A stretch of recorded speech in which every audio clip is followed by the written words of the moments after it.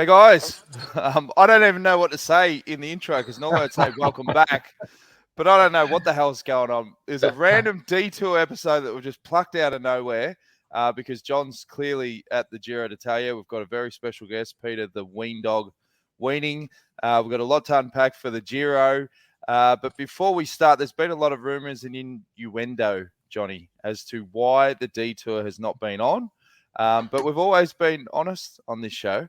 And the truth of the matter is we're obviously pretty busy guys, but we run out of sponsors. And it sort of reminds me of that scene out of The Simpsons. Remember when Krusty hit rock bottom? And he was on the side of the road and he had a sign up, "We'll drop pants for food." It sort of feels like where we're at the moment, but we do have the Tour de France coming up. Remco Evenepoel, he's out of the Giro now with COVID. Geez, it's going to be a cracking Tour de France. So we may be able to do a bit of a comeback and start planning for that. Yeah, I don't think Remco will ride the Tour de France marathon. I'm sure he won't. So that's not his plans for next year. And Pieter can maybe talk about that.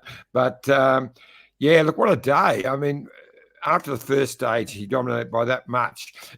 Everyone predicted he would win this time trial by 2 minutes.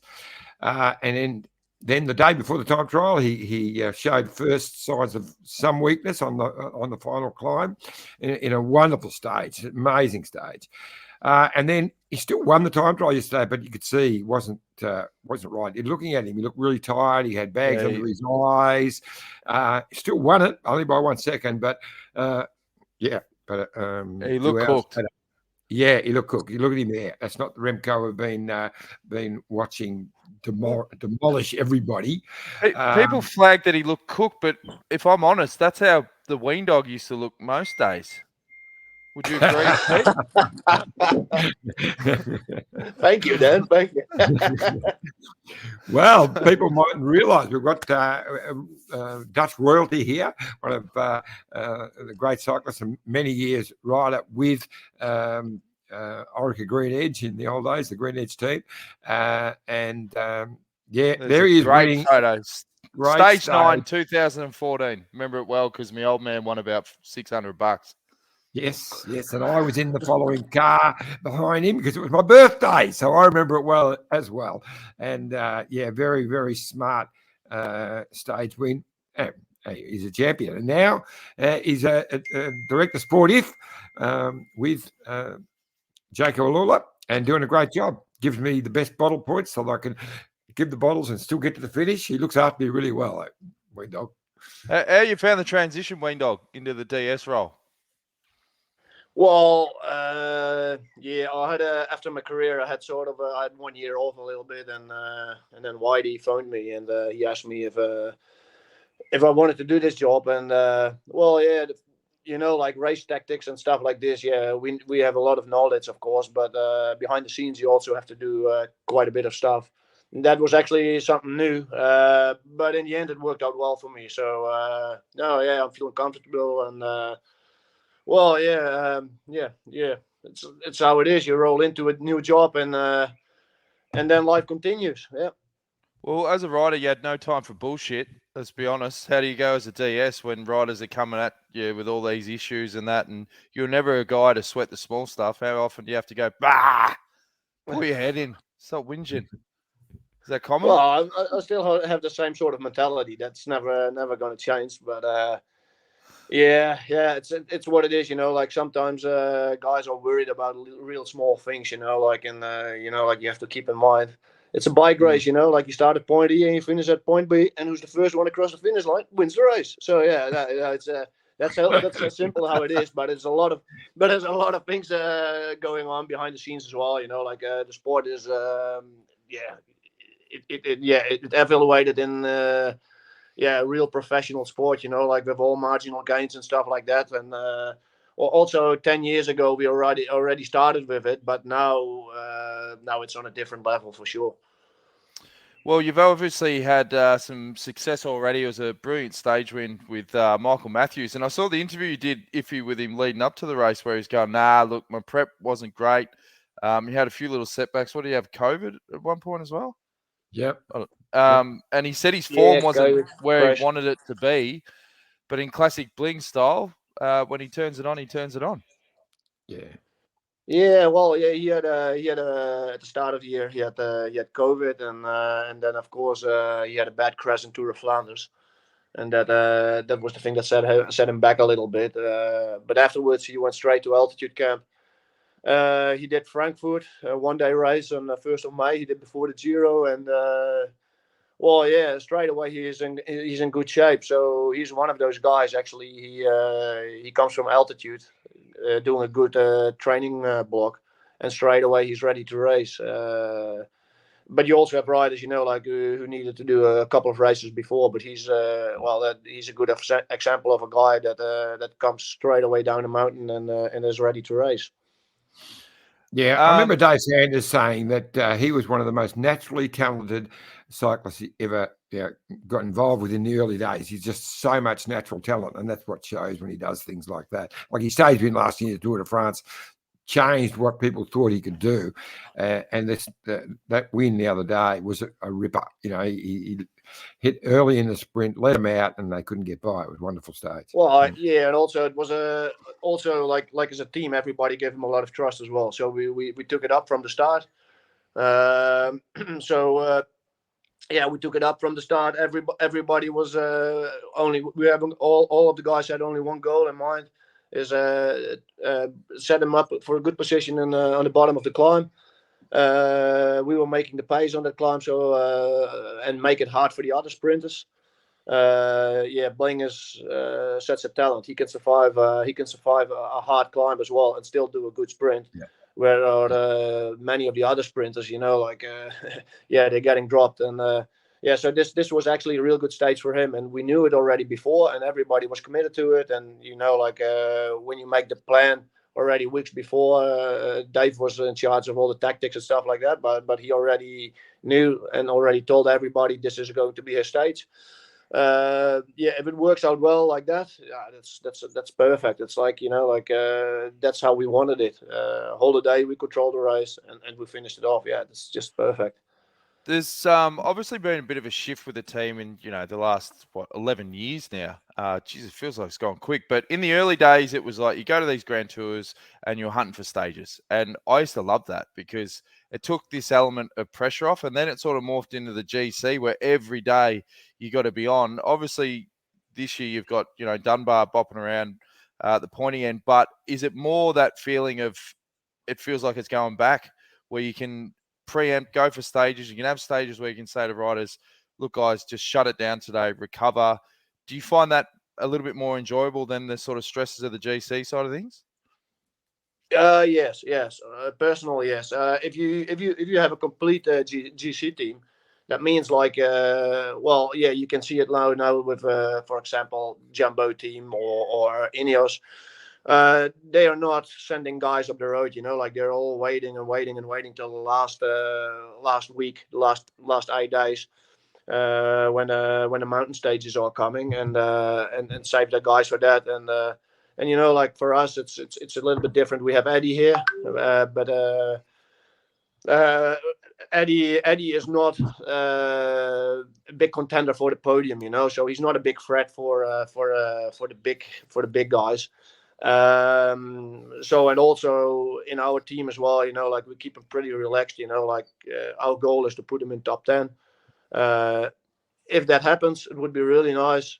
If he's just outside top 10, it's good as well. And that's also, there's not a lot of pressure on his shoulders.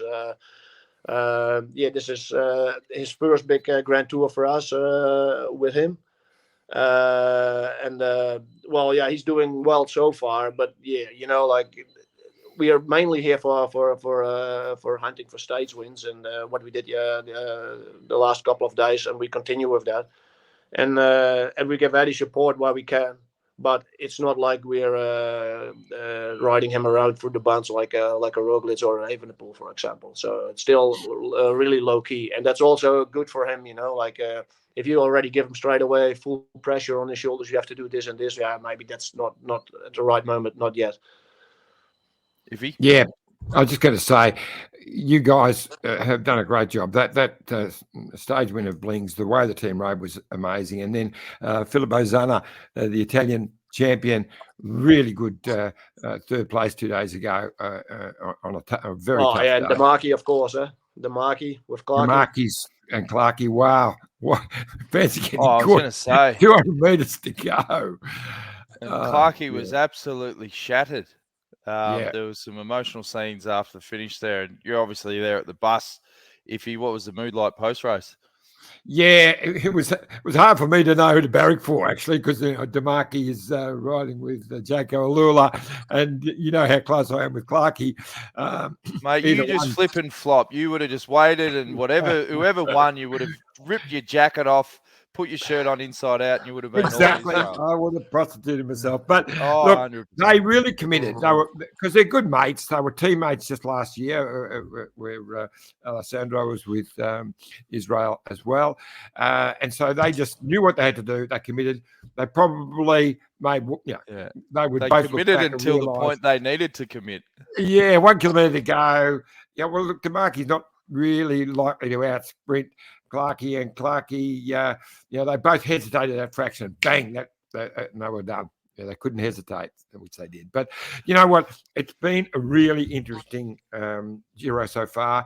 I think you're spot on there, Peter, in that I think for Eddie Dunbar's future, he needs to ride for the GC. He needs to see how he can go. You know, with Ineos, now he didn't get, he rode one Grand Tour, but was just doing odd jobs. Now he has a chance. I think he can finish top 10. I can think he can finish around the 6th or 7th mark, which would be wonderful for him and his growth as a GC rider. He needs to do that, and you can do that without, as you say, you don't have to look after him. He just sits there, follow Ineos. Can't go wrong. Exactly. Or Jumbo, one or the other. But Yeah. You also never know what's going to happen if Evenepoel pulled out already. So maybe after tomorrow he's already in top 10 without doing anything at all. Yeah. Well, I remember one year, Weendog, you as a rider used to love being in that position where you could pinpoint stages and then you could sort of pick the lead up and go, all right, I'll rest on this day or whatever. But then one year they threw a curveball at Greenwich. I think they wanted you to ride GC. So it's fascinating, the transition as a DS where you go, no, top 10, it's a great result. Because I remember as a rider, you go, I finished 8th to 10th. No one gives a shit. No. I always was saying, if you finish in double numbers, so above 10, nobody gives a thing anymore. And if you can finish off a Grand Tour in top 10, that's really great, But actually, honestly, I think I never had the capabilities to finish off a Grand Tour in top 10. I was more a sort of rider that could go like full 1 week stage races or for hunting after stages. And also with a Grand Tour as well, you need to stay focused for almost a month. If you want to go up the road, you're going to waste a lot of energy one day, and you're going to it's going to set you back for a couple of days after. So it's also and nowadays as well, if you want to be a real GC rider, you have to be a sort of a freak almost, with weight, with everything, you need to be a freak, maybe I was not a real freak. I don't know. Yeah, you were a freak in different regards, but that's why I used to like hanging out with you, mate. We've got a few live comments. If they're back, I thought we'd struggle to get anyone to tune in, but the diehards. Ian Thomas, he says, "Hey boys, nice to see you, sponsors or not." Andy Matthews says, "Great to see you back." Guavins No Egg, yay, you guys are back. Michelle says, "Great to see you guys. COVID is on a huge wave around the world again and inevitably affecting the Giro. We've talked about this in the past. What can racers do to protect the riders, and do they just get to the point where they go, okay, I think we were talking at one point, if there's minute cases of COVID and it's a positive, they can still ride. Is that still correct, or is it just blanket, you're positive, you're out?" Well, no, not really. I think it's more the decisions of the team itself. But if you have a positive case in your team, you don't want the others to get infected as well. Obviously it's a virus, so you're not going to perform any better if you have COVID. So And that's the thing, like if you have COVID, it's the best thing to do is like send somebody home, and hopefully the rest of the team stays fit. Yeah. A few more comments. Free Ranger says, good to see you. I was wondering what happened. Gavin B, good to have you boys back. Maybe Dan needs to sell himself on that popular adult website to fund it. I don't know what you're talking about, Gavin. I don't get on adult websites, so there's no help there, mate. Free Ranger says, cycling's great, but iffy. Have you been sampling some good vino? That's the thing they love about the Giro is your food reports. Yes, we have, and Pieter's always very keen to try a new one wherever we go. So we do normally have a couple together. And last night we might add a couple more. It was very good because it's a rest day today, of course, and we're just out of Bologna, and Vazzy and I are about to go for a ride. So Vazzy has been very good. If I turn this around, you can see there he is. The Vaz machine. He's doing a great job. This is why we had to do it in the morning, because normally he's asleep. Normally just see his feet. But he's had to do yesterday in the time trial. We were following Michael Matthews, and he had an issue. His chain came off and couldn't get it back on. So we had to do, I'm driving and Vazzy is the mechanic. It's not actually his forte, but wow, what a job he did. Well, he gave him the bike, but the commentators were very critical. We can't obviously show the vision, but they said, and it's obviously. I said didn't I send you the photo? You did say, yeah. But, I didn't want to throw Vazzy under the bus, but they were very critical of the time it took Vazzy to get the bike off. I know it's not his job. No, actually, they shouldn't have been, because that wasn't there was a few critics. Not about he got the bike off very, very quickly, got it to him, but the push he gave him was a little bit weak. But, it was weak. He did not want to get dirty fingers. That's what it looked like. It was try to avoid getting any sort of grime. But Michael he got was the job very, done. very appreciative. Very appreciative. Luckily, Michael was just doing a steady ride. It was a fast bike change, eh? Yeah, it was a fine. It was a real fast bike change. So he did really well, like to get a bike off the roof and then give it to Bling. He did really well. You can almost exploit that because Bling is such a generous guy and he's got deep pockets. I'd be hitting him up for some sort of iPad as come on, Bling. What can you give me? He's probably listening right now. Actually, we'll see a message come through from Bling shortly because he often jumps online with the detour. I think they're just getting ready to go for a ride. Yeah. Ian Thomas got a question for Ween Dog. He says it would be great to see Eddie in a break one day. Any plans for that, Ween Dog? You reckon Eddie will get in a break? Or his Wi-Fi's cut out? Yep, you're there, Pete. Yeah, I'm back again. I read the question. Well, we have to see the last week how everything unfolds. For now, it's not a smart idea to send him up the road. He's only on 3 minutes something in GC, they're not going to let him go. They're not going to give him like 10, 15 minutes or something. This is the old GC when Remco was there. 370. Take 45 seconds off. Take 45 seconds off, yeah. Yeah, so it's a little 3 minutes. So they're not gonna. He's not gonna have a lot of. If he's in a breakaway, for now it's not gonna work. But we will see. One day maybe, hopefully not. If he's having one day a bad day or something, the next days we can use him then to send him up the road because his shape his form is good. But for now, it's not a good idea to send him up the road. No. So this is the updated GC with Remco out iffy. Obviously, we've got Geraint Thomas now in the Maglia Rosa. Roglic is only 2 seconds behind. You've got Gago and Hart at 5 seconds behind. What's going to happen there? Obviously, they're going to be riding for G, or they've got two options. Well, they got two options, of course. It's better to have two options later on in the Giro. They can play with cards. If it stays like this, it's actually the best. They are the strongest team here in this race. So that's they can take advantage of it for sure. So it's better they stay all both of them up there. That's for sure. That's the best for them. So there's three teams that have got that a double opportunity. Of course, Ineos, who are the strongest team at the moment as well, not just that they've got two riders within a couple of seconds of each other.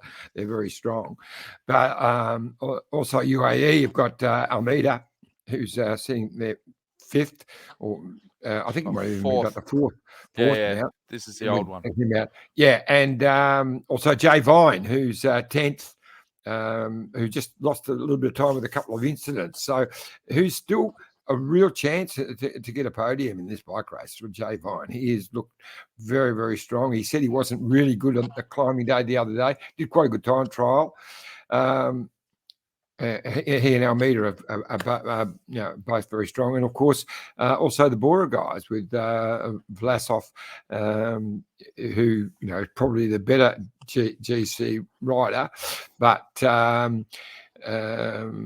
what's his name? Kamner, our mate Lenny Kamner, who is having his first real go for GC. He's decided that he's a GC rider. So we'll see how he goes. So you've got those three teams all with that two-pronged option. Now, the big question is stage 10. Where are you going to put the bottles, Ween Dog? You got a few choices to make there, mate. Yeah, there's not a lot of... just before I hopped into this podcast, I was looking at it because the Swannies were already asking for bottle points. Yeah, tomorrow it's actually going to be a hard one.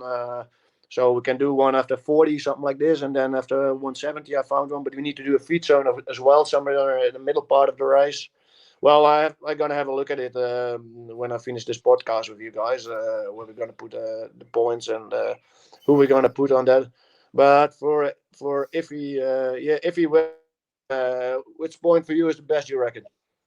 Where they going the slowest? Mate, long as you give me a little escape route to the finish, as you always do, go wherever you want, mate.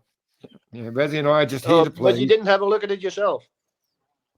No, I haven't looked. I haven't looked at the escape routes yet, so that's true. I normally wait until you send me. You do it for me, Pete. So I'm good with whatever you do. You're always having the easy life, John. Everybody's doing the job for you.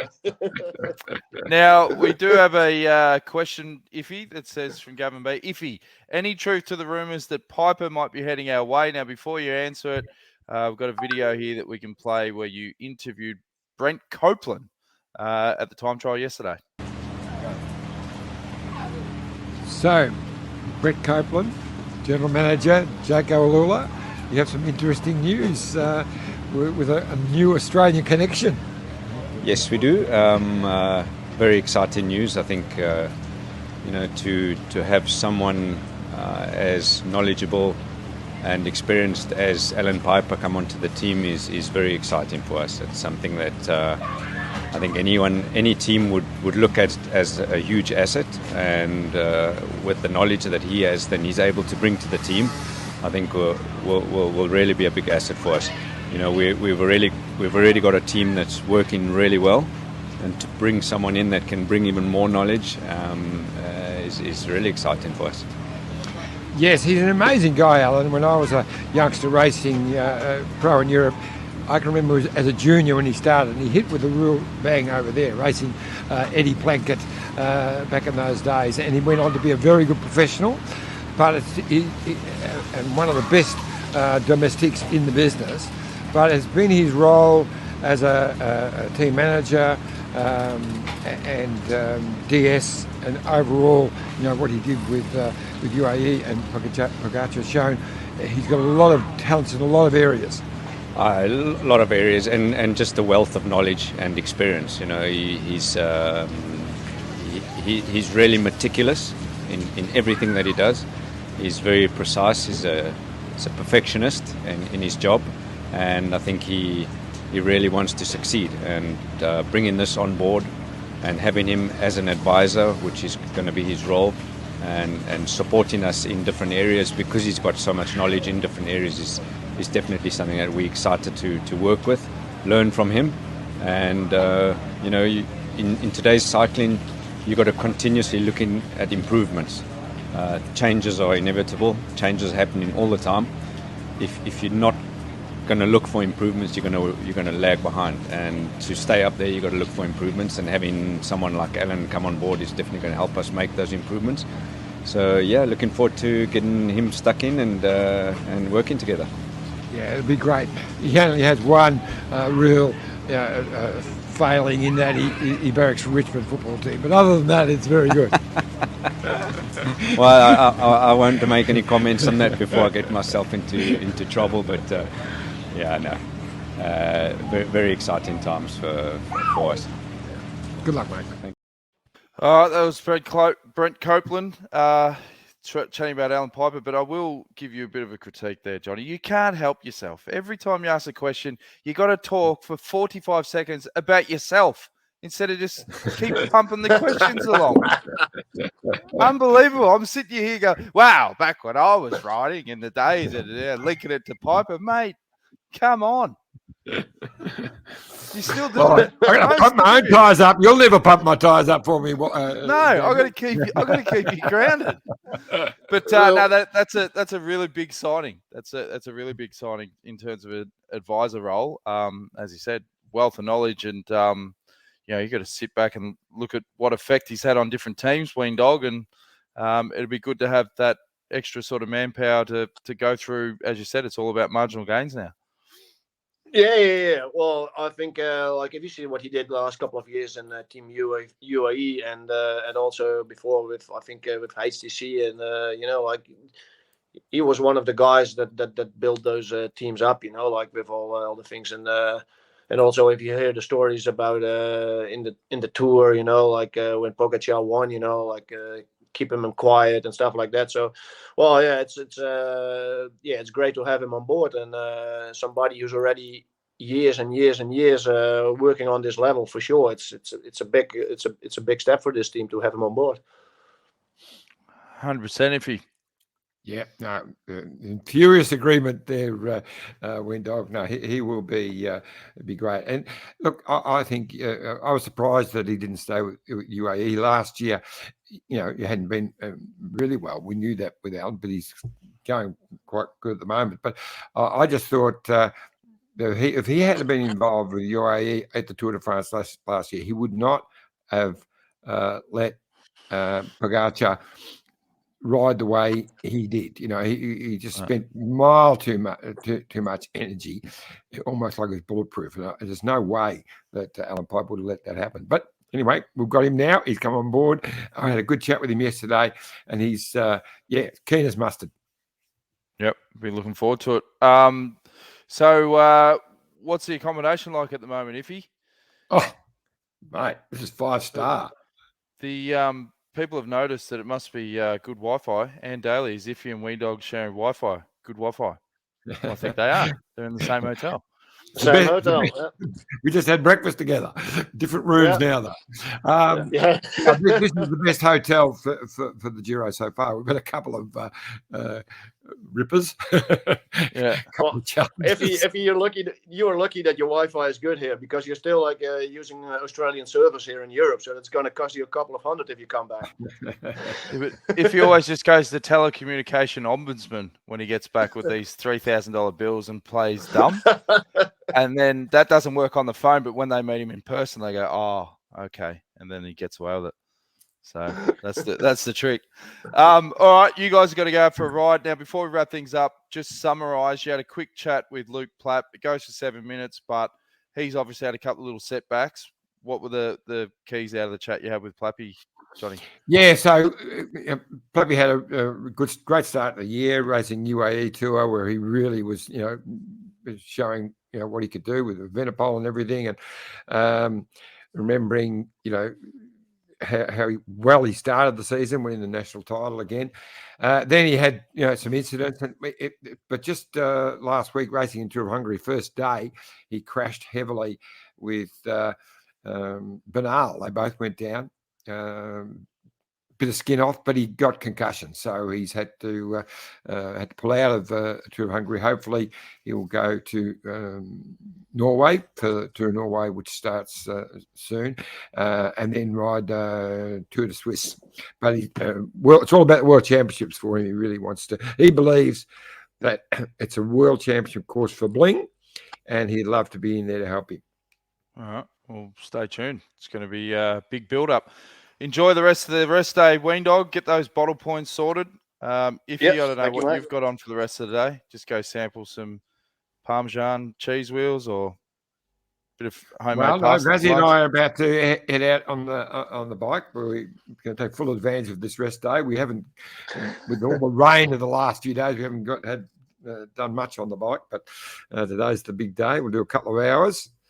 And you're enjoying the Italian kitchen, eh? Yeah. Of course he does. They both their animals, man. They're eating everything. Faz was down with a food poisoning thing, like it's like they eat everything. Careful, stage 13 to 16 is when if he goes down hard. Just one day is some sort of food poisoning, or he hasn't washed his hands properly, or something will happen. Where he will Vazzy's been the one who got sick. He got food poisoning one day. He was a bit grumpy in the morning. He was blaming me for. Well, that's why he didn't want to get his fingers dirty on the bike change. He's just paranoid now. But be careful with the bottles for the boys. Be careful with the bottles for the boys. So wash your hands before. Wash your hands at least once a day, John. No, we do that. We're very, very conscious of the old COVID, but this is amazing Giro, really, because to think all that's happened so far, and we're just onto the first rest day. It seems like we've been going for a couple of weeks, but we've got nearly 2 weeks to go. So, we've got some solid days coming up, and the last week of this Giro is a monster. And we'll check in again on the next rest day. We'll commit to that so that we can commit to doing some sort of regular shows again without cooking the goose for free. Yes. We'll do that. We'll definitely do the next rest day. So you're not going to show the Plappy thing? I know Plappy was really wanting to see that. Nah. It's all good. We've hit the 32-minute. We've come back. We don't want to cook the goose. 32 minutes. And then we'll be back again on the next rest day. SBS have shown that anyway. So Australia will have seen Plappy. So we're good. Mate, he won't care. He'll be fine. He doesn't care about anything other than riding fast. All right, good on you, Ween Dog. We'll check in again soon. No worries. See you guys. It was a pleasure, guys. Okay, see you later. Yeah, thanks, bud. See you guys. No worries.